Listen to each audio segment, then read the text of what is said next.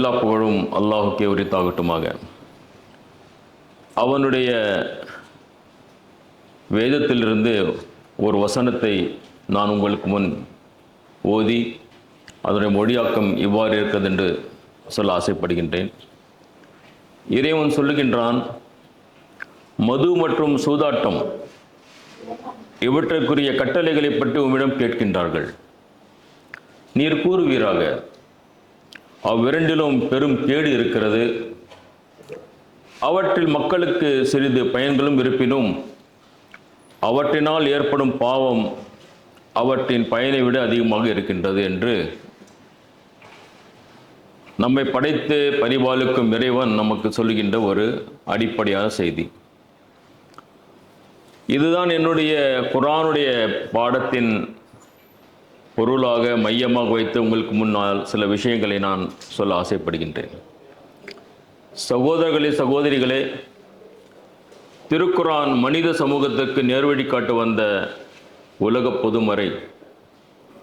இது அனைவருக்கும் சொந்தமானது. இந்த ஒரு வசனத்திலே எத்தனை விஷயங்கள் அடங்கியிருக்கின்றன சற்று சிந்தித்து பாருங்கள். இது தொடங்குகிறது, இவர்கள் உங்களிடம் கேட்கின்றார்கள், யஸ்அலூனக. அப்படி என்றால் மனித சமூகத்திற்கு விளக்கம் தேவைப்படுகின்றது. மனித சமூகம் அவ்வப்பொழுது வழிகாட்டலுக்காக அது ஒன்று கேட்டு தெரிந்து கொள்ள வேண்டும், அதை பார்த்து தெரிந்து கொள்ள வேண்டும். வாழ்க்கையினுடைய அடிப்படையான பிரச்சனைகளுக்கும் கேள்விகளுக்கு யார் பதில் சொல்லுவா? மனிதன் இந்த உலகத்தில் ஒரு மிகப்பெரிய பொறுப்புடன் வாழ்கின்றான். இந்த உலகத்தில் எத்தனை படைப்புகள் அவனை உதவி செய்கின்றன. அப்படி என்றால் அவனுடைய வாழ்க்கை எப்படி இருக்க வேண்டும்? அவன் இந்த உலகத்தில் எப்படி வாழ வேண்டும்? அதற்காக அவனுக்கு வழிகாட்டல் தேவைப்படுகின்றது. ஒரு 10ஆம் வகுப்பு மாணவன் என்றால் அவன் கணக்கில் சில தெளிவு பெற வேண்டும் என்றால் ஒரு கிராஜுவேட்டிடம் கொண்டு கேட்பார், இந்த கேள்விக்கு பதில் சொல்லுங்கள், ஏனென்றால் என்னை விட அதிகமாக படித்தவர். ஒரு கிராஜுவேஷன் இருந்தால் ஒரு பிஹெச்டியிடம் கேட்பார். இப்போது மனித சமூகத்தின் பிரச்சனை யாரிடம் கேட்பது? அவன் கண் திறந்தவுடன் பல விஷயங்களை பார்க்கின்றான். அப்போது அவனுக்கு தெளிவு தேவைப்படுகின்றது. திருக்குர்ஆனிலே இந்த வார்த்தை பல இடங்களில் இருக்கின்றது. இவர்கள் கேட்கின்றார்கள். உடனே அதுக்கு அடுத்த வார்த்தை பார்த்திருந்தால், குல், சொல்லுங்கள். இவர்களுக்கு அந்த கேள்விக்கான பதிலை சொல்லுங்கள் நபியே என்று இறைவன் பதிலளிக்கின்றான். ஆக இன்னொரு அம்சம் இருக்கின்றது. வழிகாட்டும் பொறுப்பும் படைத்த இறைவனுடைய பொறுப்பாக இருக்கின்றது. அவன் எனக்கு வாழ்வாரத்தை கொடுத்து விட்டான், நான் எப்படி வாழ வேண்டும் என்று அவன் சொல்லவில்லை என்றால் அது அவனுக்கு அழகல்ல. எனக்கு எந்த அளவிற்கு தேவையான உணவு வகைகள், தண்ணீர், பழங்கள், உணவு வகைகள், குடும்பம், உறவுகள், பிள்ளைகள், குடும்பம் கொடுத்தானோ அந்த ஏக இறைவன் தன்னுடைய பொறுப்பாக எடுத்துக்கொண்ட இன்னொரு விஷயம் வழிகாட்டும் பொறுப்பு. வழிகாட்டும் பொறுப்பும் இறைவனுக்கு சார்ந்து இருக்கிறது என்பதை நாம் புரிந்து கொள்ள வேண்டும். ஆகவேதான் மக்கள் கேட்கின்றார்கள், இறைவன் பதில் அளிக்கின்றான். இந்த இடத்தில் தான் ஒரு 3வது புள்ளியை நீங்கள் புரிந்து கொள்ளுங்கள், தூதர்களுடைய முக்கியத்துவம். தூதர்கள் இறைவனால் நியமிக்கப்பட்டவர்கள், இறை செய்தியை சேர்ப்பவர்கள். இது இறைவனுடைய ஏற்பாடு, அது அவனுடைய முடிவு. இந்த ஏற்பாடு அவனுடைய முடிவாக இருக்கின்றது. ஆக தூதர் அனுப்பாத சமூகம் இல்லை என்று திருக்குர்ஆன் தெளிவாக எடுத்துரைக்கிறது. வலிகுல்லி கௌமின் ஹாத், ஒவ்வொரு சமூகத்திற்கும் வழிகாட்டி வந்தார்கள் என்று திருக்குர்ஆன் எடுத்துரைக்கிறது. ஆக தூதர்களுடைய முக்கியத்துவத்தை இங்கு நாம் உணர வேண்டும். இறைவனுக்கும் மனிதர்களுக்கும் பாலமாக இருந்தவர்கள் தான் தூதர்கள். மனிதர்களுடைய கேட்கும் கேள்விகளுக்கு இறைவனிடம் வருகின்ற பதிலை சமர்ப்பிக்கும் பணிதான் தூதர்களாக பணிகளாக இருந்தது. ஒரு போஸ்ட், ஒரு செய்தி, அது யார் அனுப்பினாரோ அவரிடத்து பெற வேண்டும், யார் அதை பெற வேண்டுமோ அவர்களுக்கு கொடுக்க வேண்டும். ஆக அதுவும் இங்கே இந்த வருஷத்தை பார்க்கல. யஸ்அலூனக, அவர்கள் கேட்கின்றார்கள். குல், நபியை நீங்க சொல்லும். ஆக இங்கே வழிகாட்டும் பொறுப்பு இறைவனுடையது. அதற்கு இறைவன் ஏற்படுத்திய அணுகுமுறை நபிமார்கள் மூலமாக, தூதர்கள் மூலமாக. ஆகவேதான் திருக்குரான் தெளிவாக சொல்லுகின்றது, முதல் மனிதரே ஒரு தூதர், அவருக்கும் வழிகாட்டல் தேவை அல்லவா?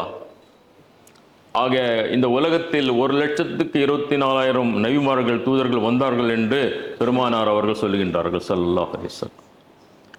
ஆக அன்பு சகோதரர்களே, சகோதரிகளே, வேதமும் தூதரும் நமக்கு வழிகாட்டுவதற்காக இறைவன் செய்த ஏற்பாடுகள். ஆகவேதான் அந்த வேதமும் பாதுகாக்கப்படுகிறது, அந்த தூதருடைய வாழ்க்கையும் பாதுகாக்கப்படுகின்றது. 15 நூற்றாண்டுகள் சென்று விட்டன. வேதமும் அதனுடைய ஒவ்வொரு புள்ளியும், அதனுடைய ஒவ்வொரு கருத்தும், அது சொல்லுகின்ற ஒவ்வொரு வழிகாட்டலும் அது பாதுகாக்கப்பட்டிருக்கின்றன என்றால் அதை சமர்ப்பித்த தூதர், அவருடைய வாழ்க்கை, அவருடைய சொல், அவருடைய செயல்கள், அவருடைய அங்கீகாரம், அவை அனைத்தும் பாதுகாக்கப்பட்டிருக்கிறது. ஆகவேதான் திருக்குரான் சொல்லுகின்றது, மனிதர்களே உங்களுக்கு ஒரு வேதம் அருளப்பட்டிருக்கின்றது, அது உங்களை பற்றி பேசுகின்றது. ஆக திருக்குரானுடைய மைய கருத்து, மையப்பொருள், சப்ஜெக்ட் மனிதன், மனிதனுடைய வெற்றி, மனிதனுடைய மகிழ்ச்சி. மனிதன் அமைதியாக இருக்க வேண்டும், நல்ல வாழ்க்கை அவன் பெற வேண்டும். இந்த உலகத்தில் அவன் துன்புறுத்தப்படுவதற்காக வரவில்லை. குர்ஆன் சொல்லுகின்றது, இந்த வேதத்தை நாம் உங்களை மகிழ்ச்சியை நீக்குவதற்கு, துன்பத்தை கொடுப்பதற்கு நாம் அருளவில்லை. இந்த வேதம் உங்களுக்கு அமைதி கொடுப்பதற்காக, உங்களுடைய கேள்விகளுக்கு பதில் கொடுப்பதற்காக, நீங்கள் அமைதியாக வாழ்வதற்காக, ஒரு தனி மனிதனாக, ஒரு குடும்ப தலைவனாக, ஒரு தகப்பனாராக, ஒரு மனைவியாக, ஒரு பெண்மணிகள், அவ்வாறே கணவராக, சமூக தலைவராக, சமூக அங்கத்தினராக, ஒரு சமுதாயத்தில் அந்தஸ்து பெற்றவராக, அமைதி பெற்றவராக, அதே நேரத்தில் மரியாதை பெற்றவராக ஒரு மனிதன் வாழ விரும்புகிறான் என்றால் அந்த பொறுப்பு இறைவனுடைய பொறுப்பாக இருக்கிறது. மனிதன் எப்படி அமைதி பெற வேண்டும், அதற்கான பல்வேறு கேள்விகளுக்கு, அதற்கான பல்வேறு தெளிவு பெற வேண்டிய விஷயங்களுக்கு, விடை காணாத அந்த வினாக்களுக்கு திருக்குரான் விடையை கொடுக்கின்றது. ஏனென்றால் இறைவன் சொல்லுகின்றான், ரப்புல் ஆலமீன் அல்லாஹ் சுப்ஹானஹு வ தஆலா, படைப்பதும் நம்முடைய பொறுப்பு, வழிகாட்டும் பொறுப்பும் நம்முடையது. அலா லஹுல் ஹல்க் வல் அம்ர், அறிந்து கொள்ளுங்கள், படைக்கும் ஆற்றலும், கட்டளை பிறப்பிக்கும், வழிகாட்டல் அளிக்கும் பொறுப்பும் நம்முடையது. ஆகவேதான் அந்த கோணத்திலே நாம் திருக்குரானை அணுக வேண்டும். அந்த கோணத்திலே நாம் பார்க்க வேண்டும். திருக்குரான் ஒரு வழிகாட்டி, வழிகாட்டும் நூல். நபிகள் நாயகம் ஸல்லல்லாஹு அலைஹி வஸல்லம் அகிலத்திற்கு அருள்கொடையாக, வழிகாட்டியாக வந்தவர்கள். அப்பொழுது மனித குலம் அனைவருக்கும் இது பொதுவான ஒரு வேதமாக நாம் பார்க்க முடியும். ஆக யஸ்அலூனக, அவர்கள் கேட்கின்றார்கள். எதை பற்றி கேட்கின்றார்கள்? குர்ஆனிலே பல விஷயங்களை பற்றி பல கேள்விகள் வருது. இன்று நான் எடுத்த பாடம் அனில் ஹம்ரி வல் மைசிர், மது மற்றும் சூதாட்டத்தை பற்றி இவர்கள் உங்களிடம் கேட்கின்றார்கள். ஆக சமுதாயத்திலே எந்த அளவிற்கு நன்மைகள் இருக்குமோ அந்த அதே அளவிற்கு கொஞ்சம் சற்று அதிகமாக குறைவாக தீமைகள் இருக்கும். தீமைகள் தலைவிரித்து ஆடுகின்ற சமூகங்களும் இருக்கும். அந்த நேரத்திலே மனிதனுக்கு வழிகாட்டல் தேவைப்படுகின்றது. இந்த மதுவை பற்றியான ஒரு தெளிவு நமக்கு கிடைக்க வேண்டும் அல்லவா? இந்த சூதாட்டத்தை பற்றி ஒரு தெளிவு கிடைக்க வேண்டும் அல்லவா? இந்த போதை நிரம்பி கிடைக்கின்ற இந்த சமூகத்திலே அதனுடைய வழிகாட்டல் என்ன, இறை கட்டளை என்ன, இதில் நன்மைகள் இருக்கின்றனவா, தீமைகள் இருக்கின்றனவா? ஒரு கன்ஃபியூஸ் ஸ்டேட் ஆஃப் அஃபேர், புரியவில்லை. அரசு சொல்லுகின்றது இதன் மூலமாக பெரிய வருமானங்கள் வருகின்றன, நிறைய குடும்பங்களுக்கு வேலை வாய்ப்பு கிடைக்கின்றது இல்லையா? நாட்டினுடைய பொருளாதார வளர்ச்சிக்கு இது ஒரு மிகப்பெரிய தேவையாக இருக்கிறது என்று அரசாங்கம் சொல்கிறது. நமக்கு சரியாக தானே தெரிகின்றது, இது தேவைதானே. யாரிடம் சென்று கேட்பது? சரியான பதில் கொடுப்பவர் யார்?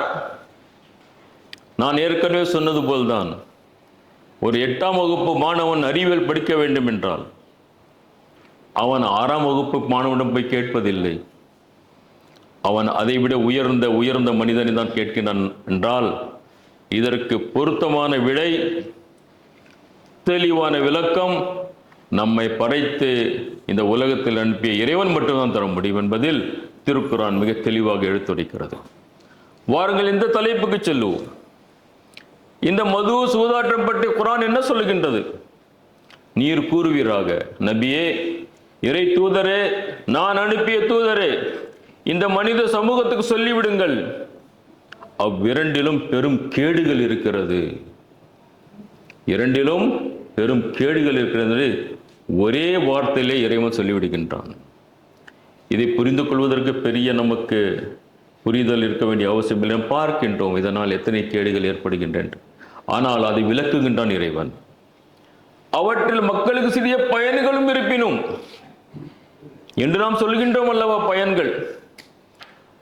அவற்றில் மக்களுக்கு சிறு பயன்கள் இருப்பினும் அவற்றினால் ஏற்படும் பாவம் அவற்றின் பயன்களை விட அதிகமாக இருக்கிறது என்று திருக்குர்ஆன் எடுத்துரைக்கிறது.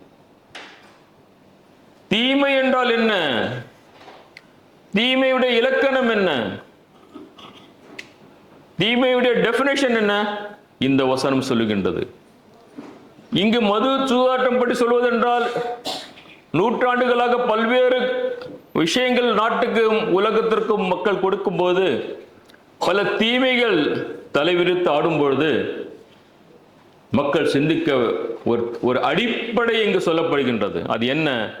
எதில் நன்மைகள் குறைவாக, தீமைகள் மிக கேடுகள் அதிகமாக இருக்கிறதோ அவை சமூக தீமைகள், தவறுகள். அல்லாஹ் அதை தடை செய்திருக்கின்றான். ஆக இந்த இலக்கணத்தை, இந்த டெபினிஷனை திருக்குர்ஆன் நமக்கு எடுத்துரைக்கிறது. வட்டியினால் பல நன்மைகளை நாம் பார்க்கலாம். திருக்குர்ஆன் அதை கேடு என்று சொல்லுகின்றது, சுரண்டல் என்று சொல்லுகின்றது, சாபம் என்று சொல்லுகின்றது, இறைவனுக்கும் இறை தூதருக்கும் எதிராக தொடுக்கும் போர் என்று சொல்லுகின்றது. ஏன்? அதில் இருக்கின்ற நன்மைகளை விட அது சமூகத்துக்கு கொடுக்கின்ற தீமைகள் எப்படி இருக்கும்? அதிகமாக இருக்கும். ஆக தீமைக்கு குர்ஆன் கொடுத்த டெபினிஷன், அந்த கோணத்தில் நாம் பார்க்கும்பொழுது நாம் அனைவருக்கும் தெரிந்த விஷயம்தான். மது இன்றைக்கு ஒரு தனி மனிதை அழிக்கவில்லை, சூதாட்டம் ஒரு தனி மனிதை மட்டும் அழிக்கவில்லை, ஒரு சமுதாயத்தை அழித்துக் கொண்டிருக்கின்றது.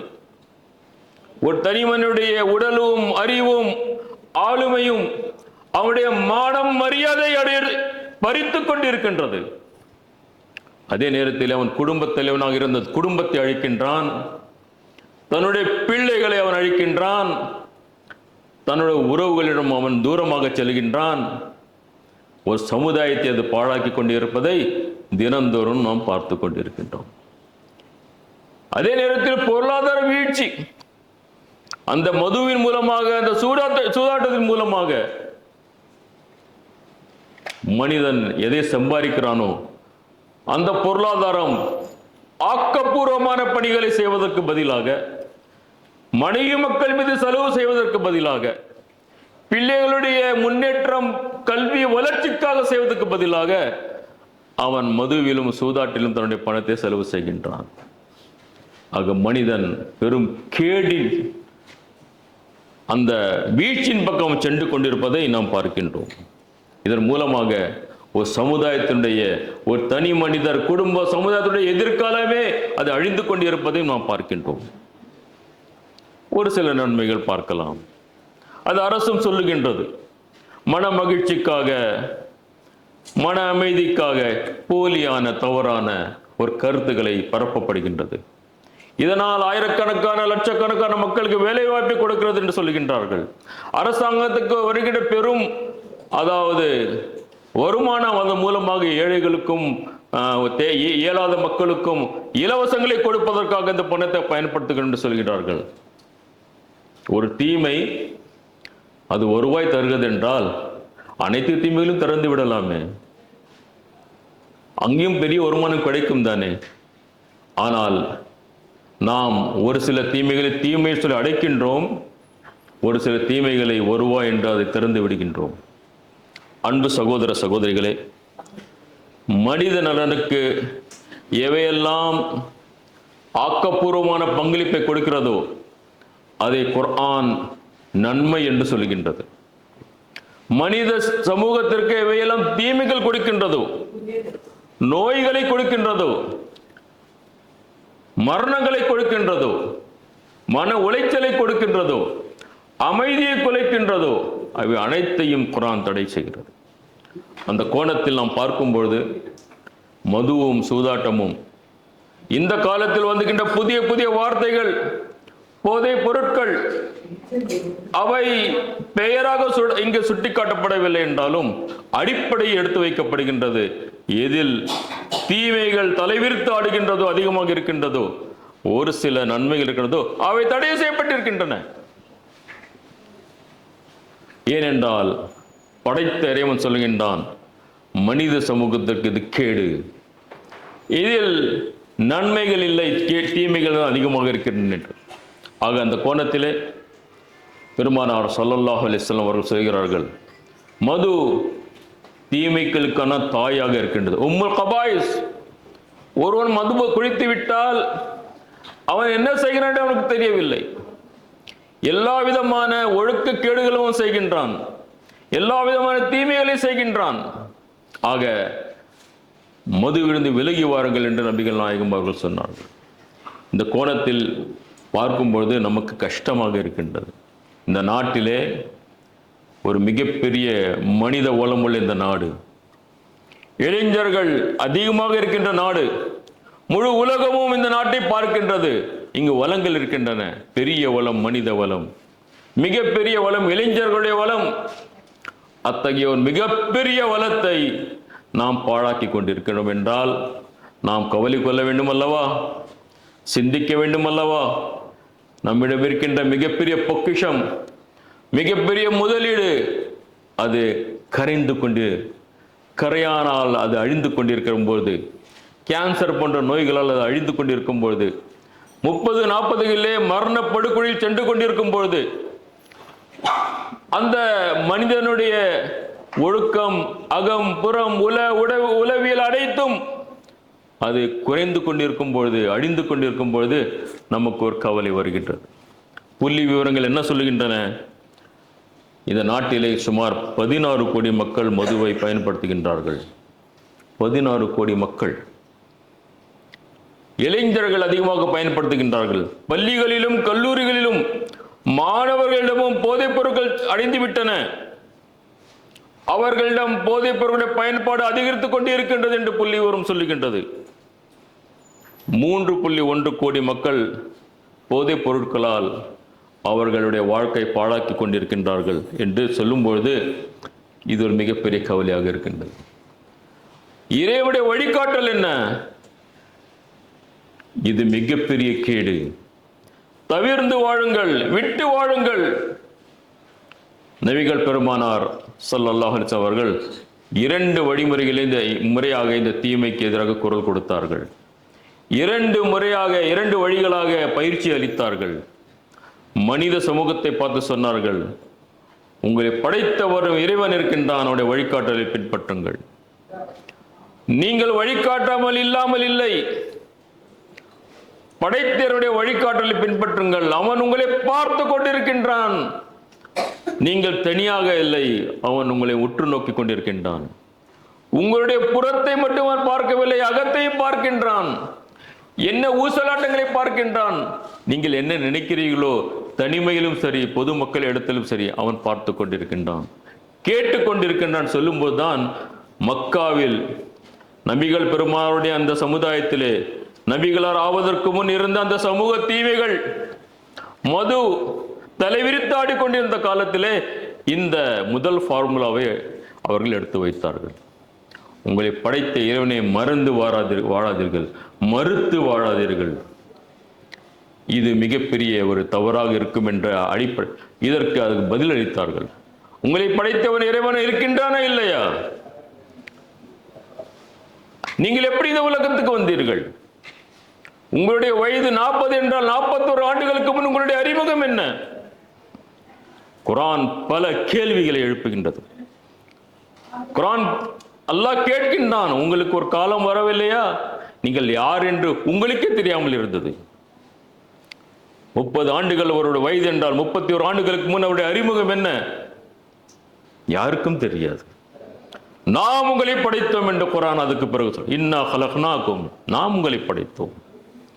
ஆக படைத்தவனை மறுத்து வாழாதே, மறந்து வாழாதே என்ற அடிப்படையை நபிகள் பெருமானார் குர்ஆனுடைய அந்த வழிகாட்டில் எடுத்து வைத்தார்கள். இரண்டாவது கட்டளை வழிமுறை, தீமைகளிலிருந்து விலகி வாழ்வதற்கு, you are answerable to your life. நீங்கள் உங்கள் வாழ்க்கைக்கு கணக்கு கொடுக்க, கட்டாயமாக கணக்கு கொடுக்க இருக்கின்றீர்கள். இந்த வாழ்க்கைக்கு பிறகு ஒரு வாழ்க்கை இருக்கின்றது, அதுதான் நிரந்தரம். இந்த வாழ்க்கையில் நீங்கள் செய்கிற செயல்கள் தான் அங்கு உங்களுக்கு கூலி கிடைக்கும். நல்லவர்களுக்கு நல்ல கூலி, தீயவர்களுக்கு தண்டனை. ஆக ஒரு மிகப்பெரிய கேடு கெட்ட மதுவில் மூழ்கிய ஒரு சமுதாயத்தை பெருமானார் அவர்கள் மாற்றி அமைத்தார்கள் என்றால் இந்த 2 அம்சங்கள். அது லேசாக ஆகவில்லை, நேரம் எடுத்தது, கேள்விகள் வந்தன.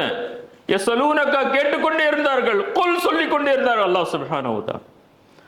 ஆக மனிதன் கேட்க வேண்டும். விடை காணாத வினாக்களுக்கு கேள்வி கேட்பது அவனுடைய கடமை, அவனுடைய பொறுப்பு.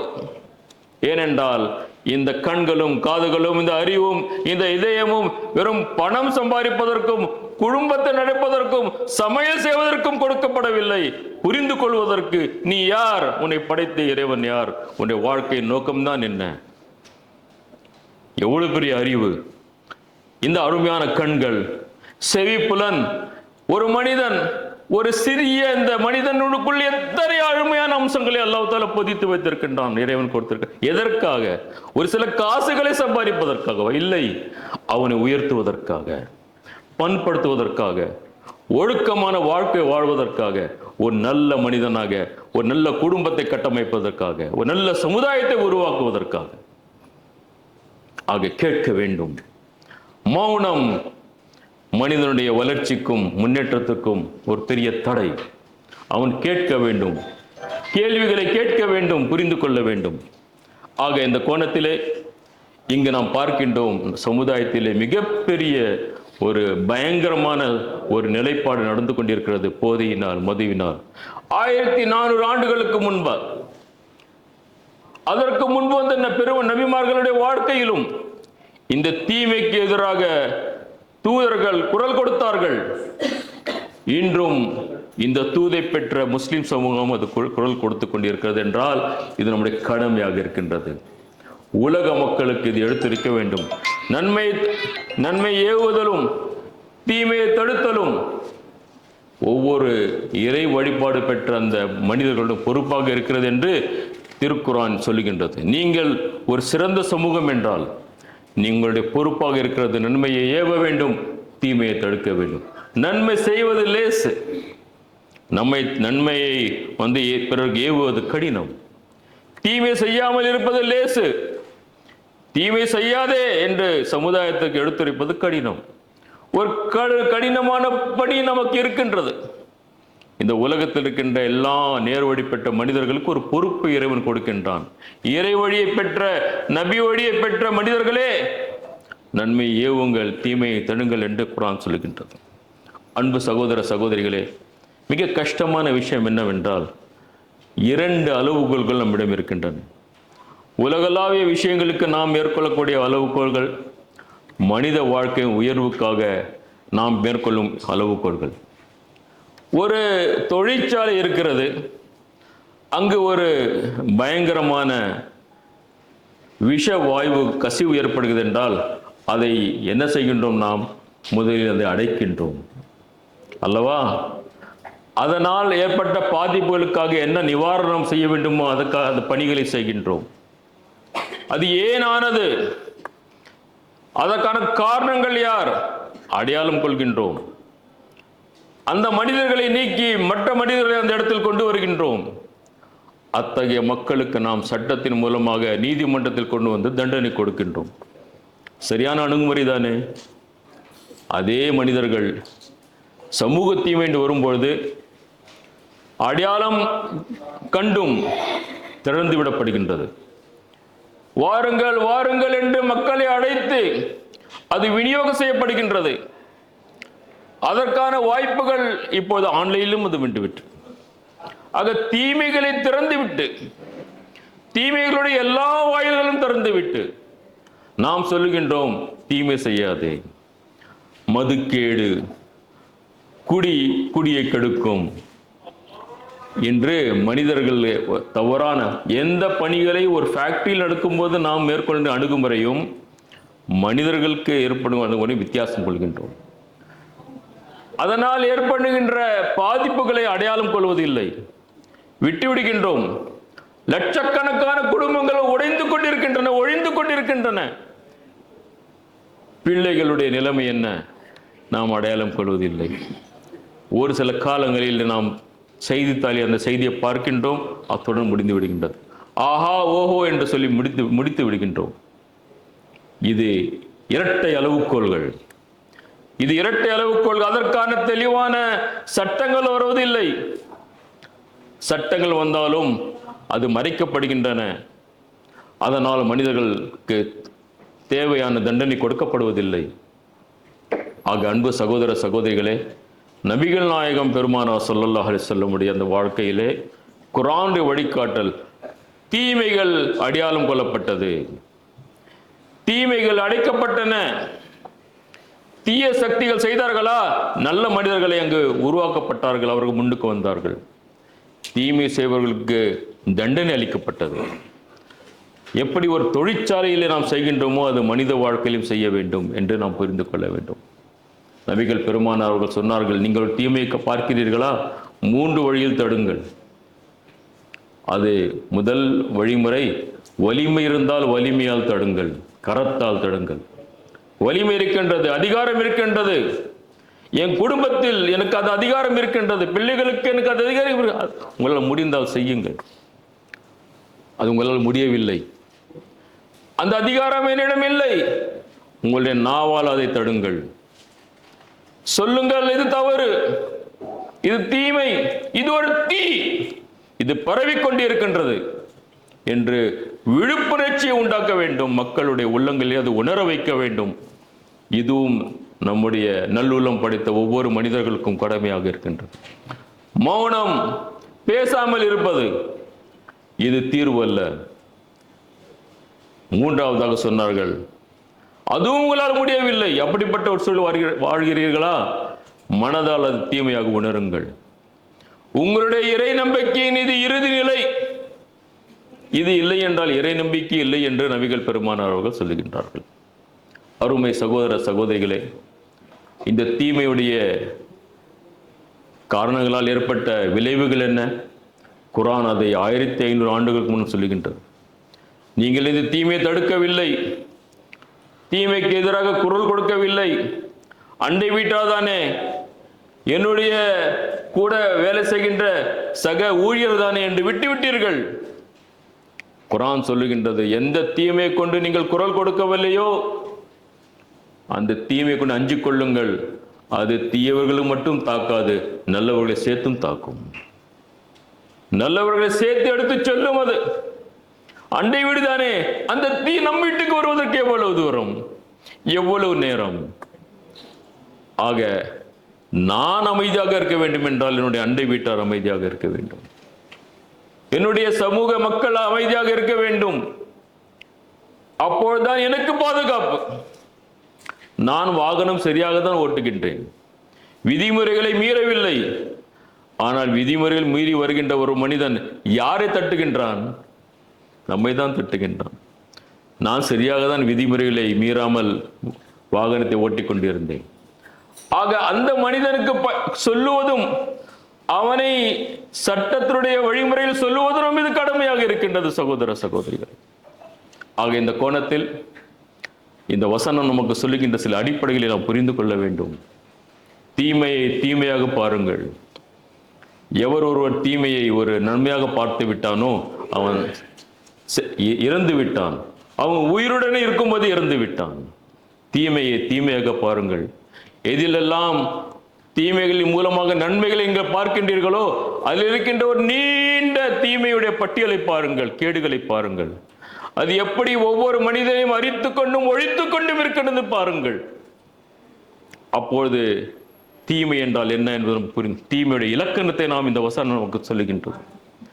அதே நேரத்திலே நல்ல மனிதர்கள் மௌனமாக இருக்கக்கூடாது, தீமைக்கு எதிராக குரல் கொடுக்க வேண்டும் என்று திருக்குறள் நமக்கு எடுத்துரைக்கிறது. ஆக என் அருமை சகோதர சகோதரிகளே, இந்த கண்ணோட்டத்தில் இந்த 15 நாட்கள் ஒரு பரப்புரையாக நம்முடைய ஜமாஅத்தே இஸ்லாமியுடைய இயக்கம் ஒரு விழிப்புணர்ச்சி கொடுக்க வேண்டும். இது சதா பேச வேண்டிய தலைப்பு தான்.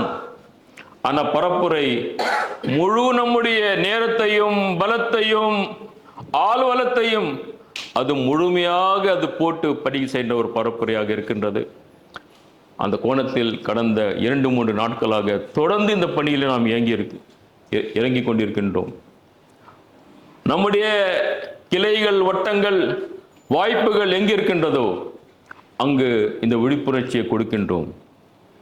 இந்த நாடு நம்முடைய நாடு, இதை நாம் நேசிக்கின்றோம், இதை நாம் மதிக்கின்றோம். இந்த நாட்டில் ஒரு மிகப்பெரிய முன்னேற்றத்தை பார்ப்பதற்காக நம்முடைய உள்ளங்கள் ஆசைப்படுகின்றன. நமக்கு ஒரு கனவு இருக்கின்றது.